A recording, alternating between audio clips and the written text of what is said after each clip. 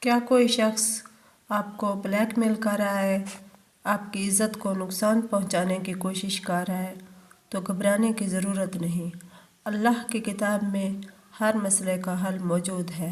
السلام علیکم ناظرین، آج ہم لے کر آئے ہیں آپ کے لیے آپ کے مسائل کا حل۔ کیا کوئی شخص آپ کی کسی کمزوری کو لے کر آپ کو پریشان کر رہا ہے، آپ کو ویڈیوز یا تصاویر کے حوالے سے بلیک میل کر رہا ہے؟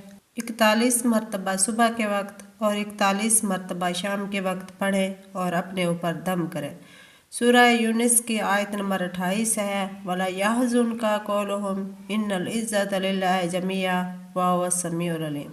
چھوٹی سی آیت ہے، اس کو پڑھنے میں بہت کم ٹائم لگتا ہے اور آپ کا بہت بڑا ترجمہ کوئی یوں ہے، اے نبی آپ کو ان لوگوں کی باتیں غمگین نہ کرے، بے شک ساری عزت اللہ کے لیے ہے، وہ سب کچھ سننے اور جاننے والا ہے۔